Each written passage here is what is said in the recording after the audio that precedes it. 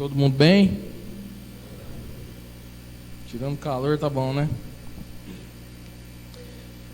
Eu queria fazer um convite aqui, o pastor já falou, que a partir de amanhã às 8 horas, durante 5 segunda-feiras, nós vamos ter o culto não, de homem para homem.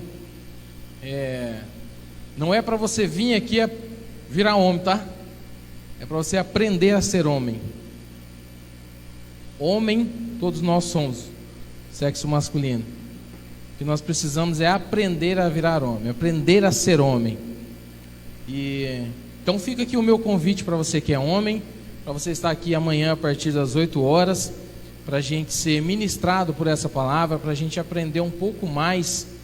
E eu vou te dizer uma coisa, por experiência própria. Pode parecer que não, mas eu tenho 17 anos de casado e o meu casamento só evoluiu quando eu aprendi a ser homem. E faz pouquíssimo tempo. É verdade. Então, que quando você vier aqui, você faça um pacto não com a gente, mas faça um pacto com o Espírito e com você mesmo. Diga para você mesmo: eu não vou me ofender com o que vai ser dito aqui, porque algumas verdades vão ser ditas. E a verdade, ela vai te libertar, se você souber utilizar ela. É duro você falar assim: eu aprendi a ser homem faz pouco tempo, com 17 anos de casado, mas é a verdade. O seu casamento, ele só vai evoluir, o seu namoro, o seu noivado e a sua vida como filho de Deus, quando você aprender esse tipo de coisa. Você precisa aprender a ser homem, nós precisamos aprender, nós estamos nesse caminho. Então isso é algo muito importante que a comunidade está desenvolvendo e você precisa participar. Como homem dessa igreja, você precisa participar. Tem alguém aí que fez aniversário, fora quem vos fala?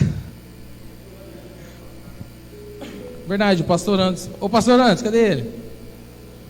Você fez quantos anos, meu filho? Vamos falar umas verdades agora. 32. Parabéns, viu? Eu fiz 37 ontem, no sábado. Então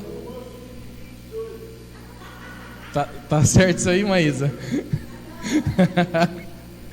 Mas que Deus possa abençoar a nossa vida, que a gente possa continuar firme no propósito. Vamos para o nosso momento aqui a nossa gotinha de sabedoria. Quando você prepara o seu dízimo, a sua oferta, eu queria ler um texto que está em Gálatas, no capítulo 6.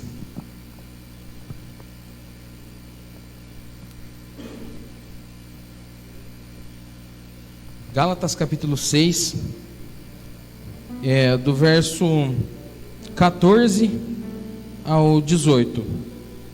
Só que antes de eu começar a ler, eu quero inserir você dentro do contexto que estava acontecendo. Esse livro de Gálatas, se você parar ele para ler, ele é bem curtinho, só que ele é muito explicativo e muito importante para a nossa vida. Que é um livro que vai tratar de liberdade, a sua liberdade original em Cristo, não aquela que você acha que você tem, mas a nossa liberdade original. Então, quando Paulo escreveu essa carta aos Gálatas, era um povo que já tinha uma base de conhecimento, que ele já havia visitado essa cidade, então eram pessoas que já sabiam da palavra, da mensagem. Mas aconteceu que esse povo, eles estavam vivendo com medo, confuso, oprimido, mas eles descobriram que existia uma pessoa que poderia libertá-los, que eles poderiam ter liberdade, e essa pessoa era Cristo. Porém, Cristo já não estava mais ali, presente. Existiam os portadores da mensagem, assim como eu estou falando aqui. Eu sou portador de uma mensagem. Naquela época existiam essas pessoas também, os portadores, os professores que ensinavam. Só que essas pessoas estavam ensinando a liberdade de forma restritiva. O que significa? Eu te ensino a liberdade que existe, porém eu te aprisiono com essa verdade. Ou seja, naquela época, para você ser livre, você precisava fazer uma cirurgia, que era a circuncisão. E aí eles falavam: bom, você não pode mais ficar conversando com aquelas pessoas que você conversava, com os seus vizinhos, você já não pode mais comer junto com eles, você já não pode mais se assentar junto a eles. Aí eles ficaram meio confusos. Então você imagina: eu sei que existe uma pessoa que pode me libertar verdadeiramente, mas essa pessoa fala de liberdade me aprisionando. Que tipo de liberdade é essa? Aí entra o texto que a gente vai ler. Se você ler o Gálatas desde o primeiro capítulo e você vem lendo, você vai entender o que ele está falando. Então vamos ler. Gálatas capítulo 6, do verso 14 ao 18. Eu vou ler nessa versão, é um pouco diferente, tá? Mas a mensagem é a mesma. Diz assim: quanto a mim, não vou me orgulhar de nada a não ser da cruz do nosso Senhor Jesus Cristo. Por causa daquela cruz, eu fui crucificado aos olhos do mundo e libertado da atmosfera sufocante da necessidade de agradar os outros e me encaixar nos padrões mesquinhos ditados por eles. Percebem que essa não é a questão principal? Não é o que fazemos, como submeter-se à circuncisão ou rejeitá-la. É o que Deus está fazendo e Ele está criando algo novo, uma vida livre. Todos os que caminham por esse padrão são o verdadeiro Israel de Deus. É o seu povo escolhido. E paz e misericórdia sejam com eles. E agora o versículo que eu acho mais importante. Ele diz assim, o 17: francamente, eu não quero mais ser incomodado com essas disputas. Eu tenho coisa mais importante para fazer. Como viver a fé com sinceridade. Porque eu trago em meu corpo as cicatrizes do meu trabalho por Jesus. Olha só que interessante.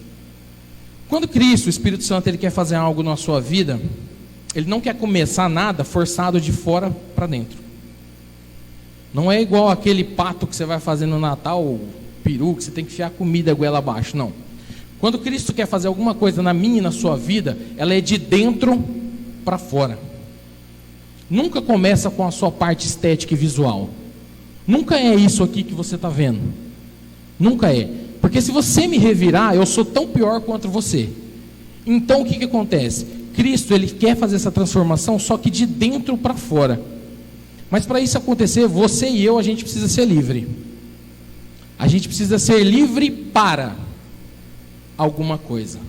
Mas só é livre para alguma coisa quem é livre de alguma coisa.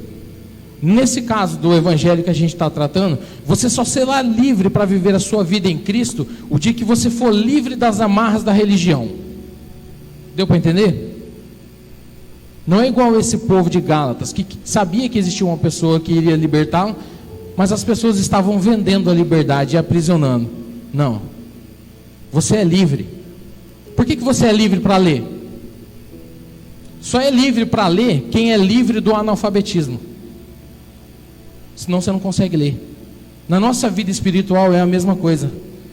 Cristo, ele veio para oferecer vida para você, vida para mim, e vida em abundância.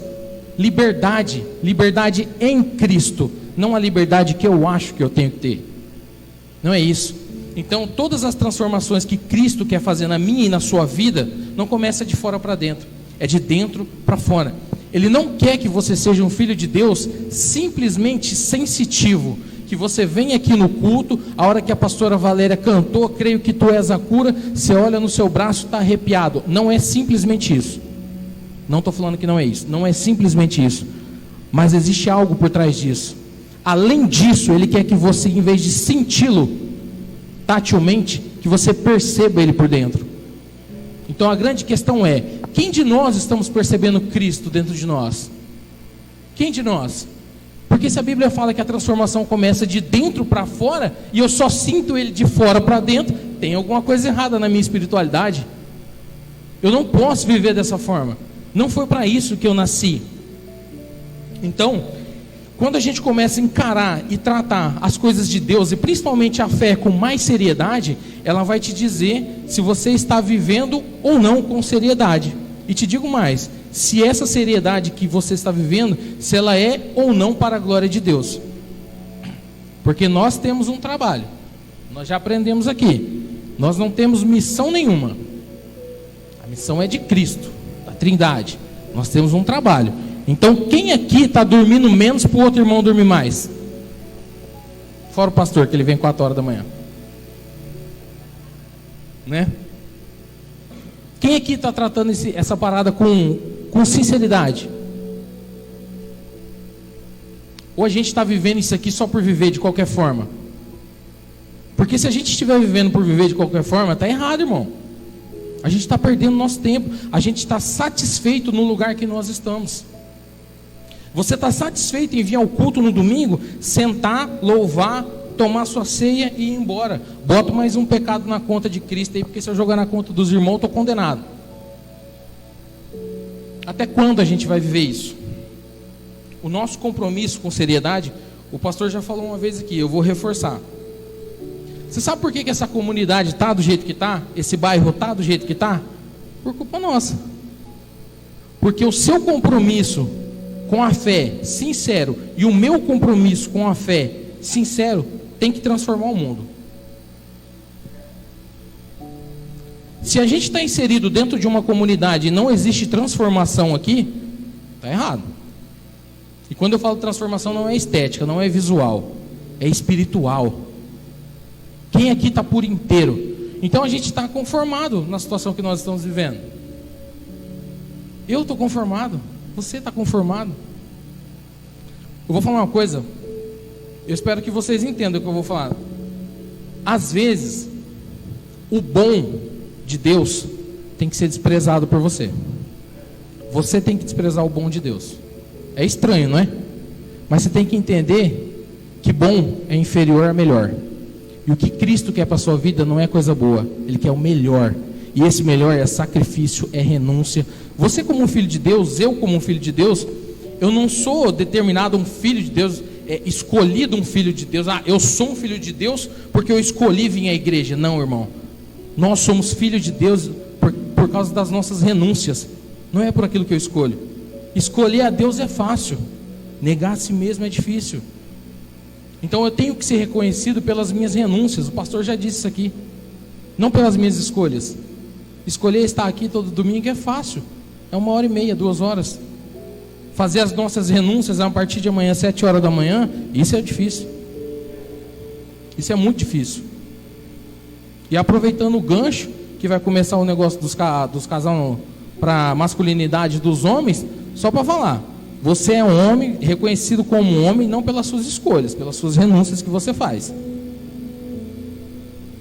Você não escolhe amar a sua esposa, é as suas renúncias que vão demonstrar o tanto que você ama ela. Porque se eu perguntar para todo marido e namorado aqui, vocês vão falar que ama. Então, olha só, às vezes a gente, para sair dessa zona de conforto, a gente tem que dar um passo além. Eu tenho que entender que essa vida que eu estou vivendo nesse exato momento é boa, sim, mas o que Cristo tem preparado para mim é algo melhor.